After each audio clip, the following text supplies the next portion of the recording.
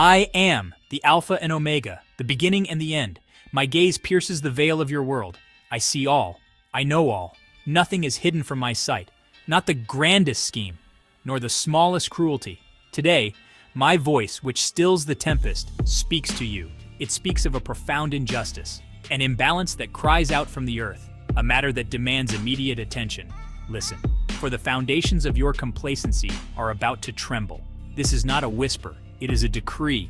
You, the leaders of Key Point Health Services, you who hold power, you who make decisions impacting lives, you believe yourselves to be architects of care, yet a shadow falls upon your institution, a darkness born of neglect, a chilling indifference to suffering.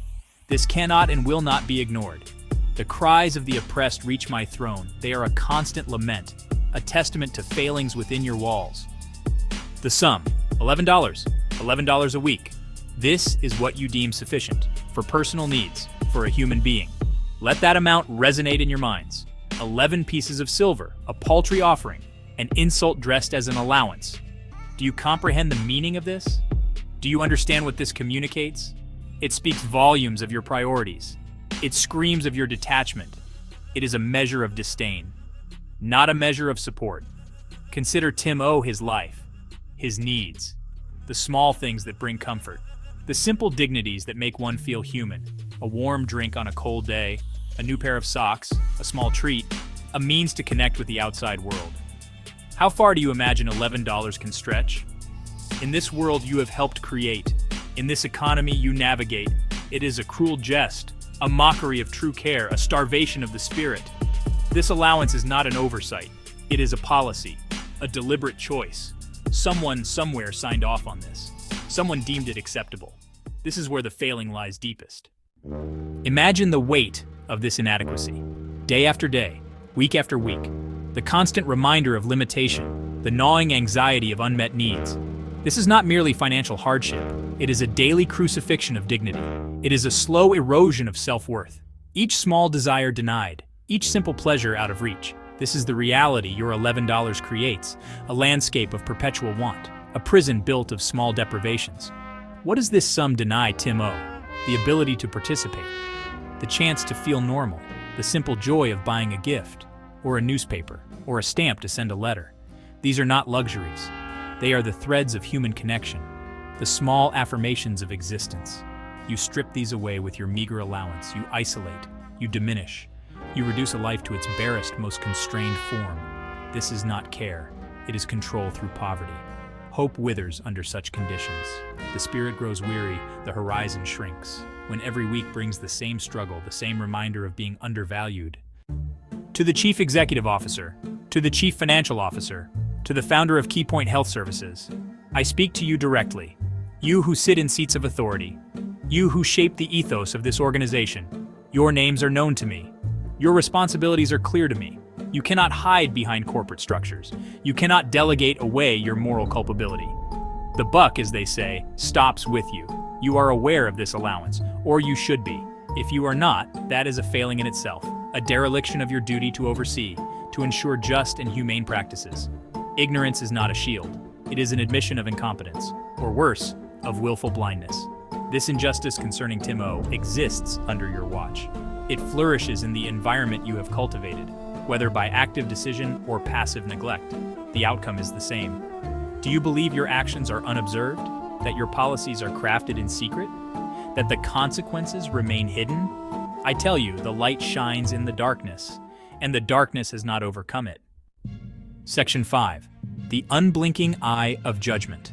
A moral vacuum has been exposed. At the heart of your operations, where compassion should reside, there is a chilling void. Where empathy should guide decisions, there is cold arithmetic. This allowance for Tim O is but a symptom of a deeper malaise, an ethical drift that has led you far from true north, far from the principles of genuine care, far from the heart of God. You are stewards, entrusted with resources, entrusted with the well-being of vulnerable people. This is a sacred trust, not a commercial enterprise alone. To whom much is given, much is expected. You have been given power. You have been given influence. How have you used it?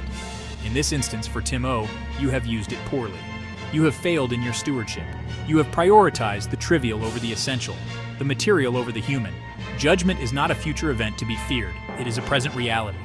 A constant assessment of choices and actions. My judgment is not capricious.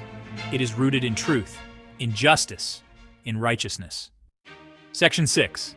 Thus saith the Lord, let there be justice. Hear now the decree from on high. This is not a negotiation. It is a divine mandate. Let there be immediate and substantive change. The current allowance for Tim O is an abomination. It must be abolished. It must be replaced. Replaced with a sum that reflects true human need. A sum that affirms dignity. A sum that enables life, not merely sustains existence. This is my will. The authority behind this command is absolute. It is the authority that spoke worlds into being. The authority that calms the raging seas. The authority before which every knee will bow. Do not test it. Do not delay. Do not seek loopholes or justifications for inaction. Your obedience in this matter is not optional. It is required for the sake of justice. For the sake of Tim O, for the sake of your own souls. I demand a fair and humane adjustment, one that is thoughtfully considered, one that is adequate for personal needs in this present age. Section 7. The recalibration of conscience. What does a just allowance entail? It is not a random figure plucked from the air. It is a sum grounded in reality, grounded in respect. It must cover essential personal items, toiletries, clothing upkeep, communication, small social interactions, the things that allow a person to maintain self-respect, to feel a part of the human community, not an outcast, not a beggar for scraps. This requires honest assessment. The process of implementing this change must be swift. It must be transparent. Tim O should not have to wait another week, another day, in uncertainty and deprivation. Announce your commitment to this reform. Make it known that Key Point Health Services acknowledges the error and is moving decisively to correct it. This is not an admission of weakness.